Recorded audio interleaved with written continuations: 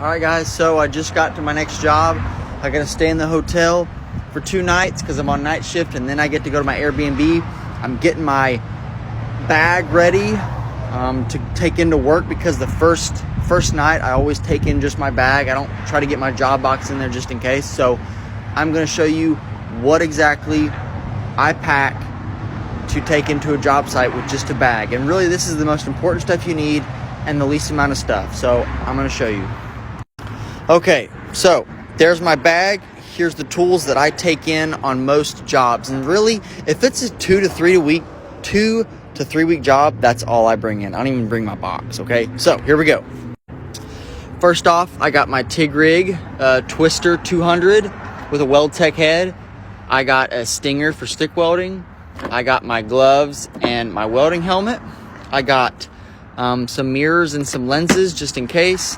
I got my Y, my remote, my wire cutters, my channel locks, my vice grips. With these 3 things, I can fix about anything simply. I got my tungsten holder, my tungsten sharpener, my file, my 3/16 gap wire, brush, saw blade, flathead screwdriver. So saw blade, flathead screwdriver.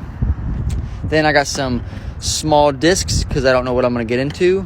I got some electrical tapes, and then I got a little air connector. I got an end grinder arbor. Then I got a 3-way for argon, and then I got my mirror. So these things right here, that's what I take in to most 2 to 3 week jobs. Okay, that's all you really need to make welds. Okay, the company provides the rest. I'm not really big on taking a job box into a job site because I like to be able to just have what I need and then get the rest from the fitters or the company. Okay, so and yeah, that's about it. That's really all you need to walk onto the job for the first night shift or the day shift. And then really, if it's a short job, just take the bag, put it in the tool room. That's all you need. All right, so it all fits nicely into the bag. I just close her up, put my 2 locks on the metal pieces, and then we're good.